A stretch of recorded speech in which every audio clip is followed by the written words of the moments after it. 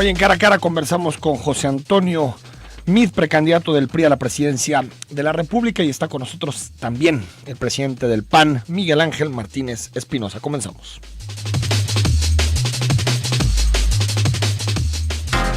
A partir de este momento, estamos cara a cara con la política y sus protagonistas. Cara a cara con los temas sociales y económicos. Cara a cara con la agenda de Jalisco. En esta mesa caben todas las ideas. Promomedios Radio presenta Cara a Cara con el periodista Enrique Toussaint.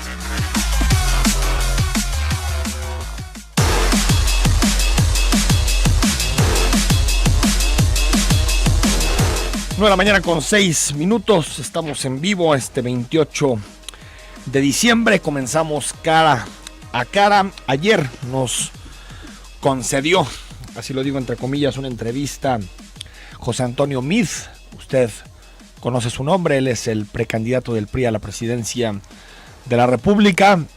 Realmente teníamos acordado con su equipo de comunicación una entrevista un poquito más larga. Al final, los tiempos, la duración del evento que tuvo en un lujoso lugar de eventos que está aquí muy cerca de la estación, en Mariano Otero, cerca de Plaza del Sol, no permitió que tuviéramos más tiempo, más posibilidad de hacerle preguntas al precandidato. Sin embargo, más allá del tiempo que duró la entrevista, logramos plantearle algunos temas que seguramente serán de su interés. Primero, que nos explique los temas que afectan directamente a la Secretaría de Hacienda que él condujo durante un buen tiempo de esta administración e incluso la administración de Felipe Calderón, en particular las desviaciones de recursos hacia campañas del PRI, de César Duarte, por ejemplo, o de Javier Duarte, exgobernadores de Chihuahua y Veracruz, o por ejemplo el caso de la estafa maestra que ya han pasado varios meses de que lo reveló Mexicanos Unidos contra la Corrupción y Animal Político, y sin embargo todavía no tenemos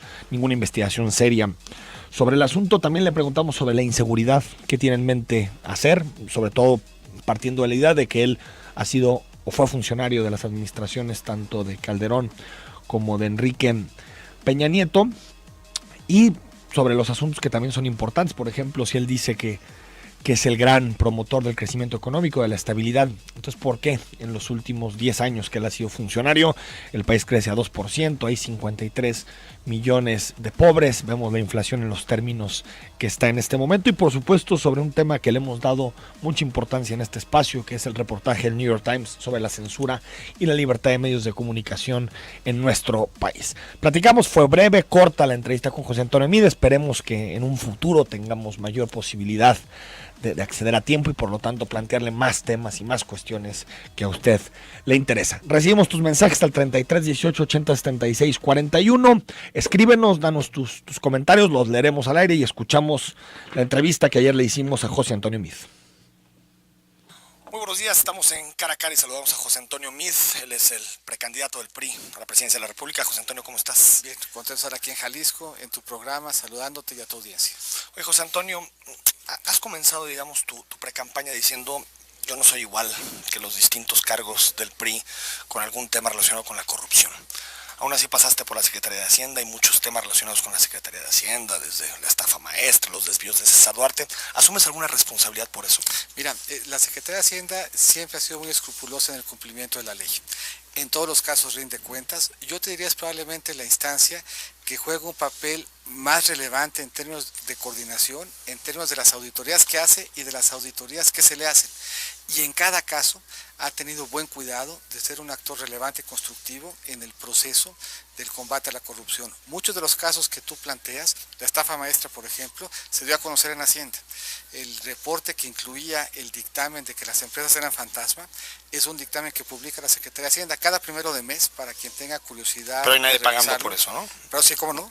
Empezando por los servidores públicos de la Secretaría de Desarrollo Social, en la investigación más extensa que se hizo en el gobierno y que se tradujo en un deslinde bien relevante por temas distintos, por cierto, de los que salieron en la investigación. Al final, el tema vinculado con esa contratación y lo que esa contratación puso en relieve fue fallas de control de diferentes proveedores en el proceso de dar de alta a adultos mayores a la pensión del adulto mayor. Y se tradujo en detectar que muchas de esas pensiones no existían y en un deslinde muy importante del mayor número de servidores públicos con cargo a una investigación. Entonces, no solamente se fincó o se fincaron responsabilidades, no solamente se acotó ya la pérdida fiscal, sino que el origen de la calificación sale de Hacienda. Es Hacienda la que determina que esas empresas son fantasmas. Las desviaciones de los gobernadores, César Darte, Javier Duarte. Ahí son procesos locales que se están revisando. Son procesos... Pero que Hacienda no sabía nada de eso. Son procesos que se entregan al Estado. Nosotros le entregamos a un Estado libre y soberano recursos. La información. Y le entregamos no solamente la información, el recurso. Y se lo entregamos todos los años a todas las entidades. De hecho, no hay una sola entidad en los 6 años, todas las 32, que no hayan recibido un apoyo federal desde para el saneamiento de sus finanzas públicas hasta para la construcción de infraestructura, para un programa social, y en todos los casos hay responsabilidad de cuidado de cada una de las entidades respecto a esos recursos. Aquí hay un proceso local que tiene que deslindarse para efectos de ver si hubo un desvío y que se asuman las consecuencias. Pero en ese desvío, la Secretaría de Hacienda no juega un papel. Fuiste, José Antonio Meade, parte de la administración de Felipe Calderón, fuiste parte de la administración de Enrique Peña Nieto.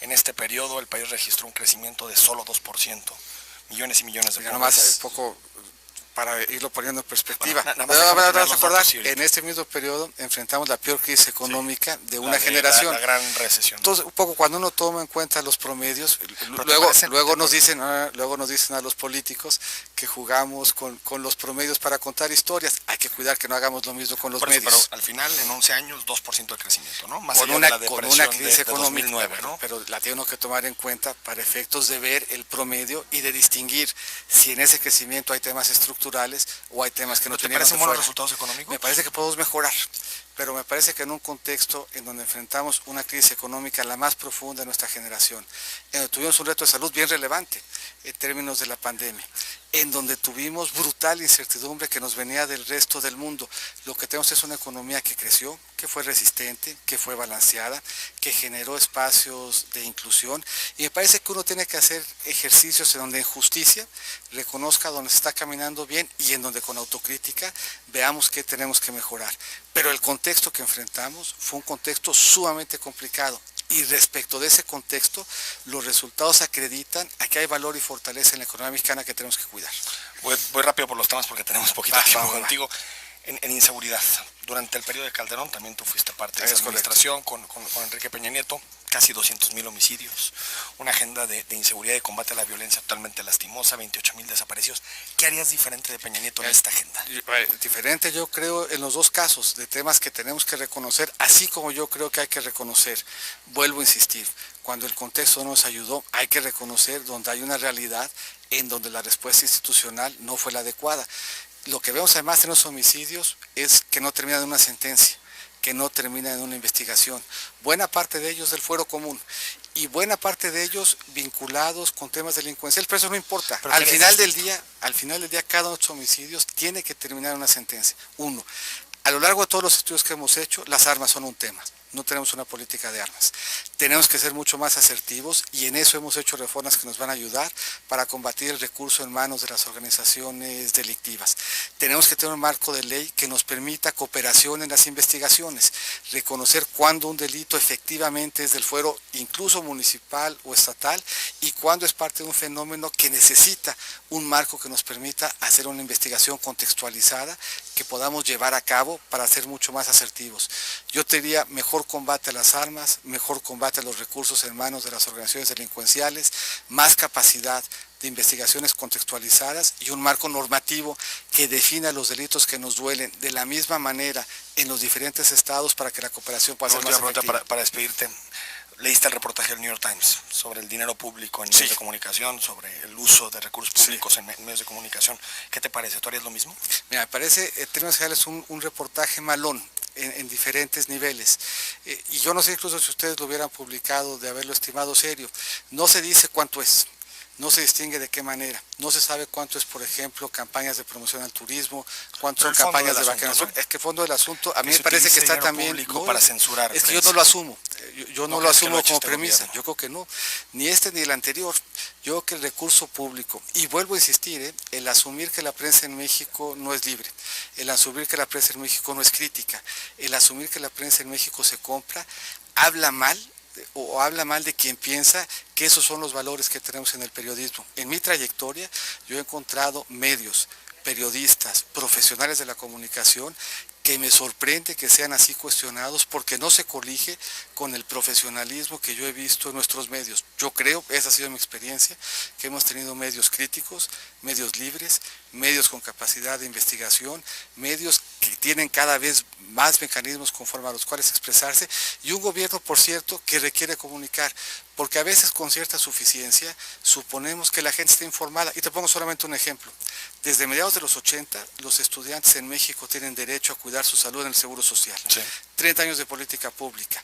1 de cada 2 estudiantes no lo sabían. El hecho de que nosotros no informemos, no salgamos a buscar al estudiante para darle los mejores elementos de información, implica que cuando ese estudiante se enferma, su salud gravite sobre su patrimonio y el de su familia. Ahí me parece que si acaso debiéramos de reforzar los esfuerzos de comunicación. Precandidato, gracias. Vamos al corte. Bueno, ahí están los minutos que nos concedió José Antonio Meade en esta entrevista. Vamos al corte, ya está con nosotros Miguel Ángel Martínez Espinosa, que por cierto viene una provocadora chamarra del Atlas, pero aún así hablaremos de política, presidente, porque mejor no hablar de fútbol. Vamos al corte y regresamos.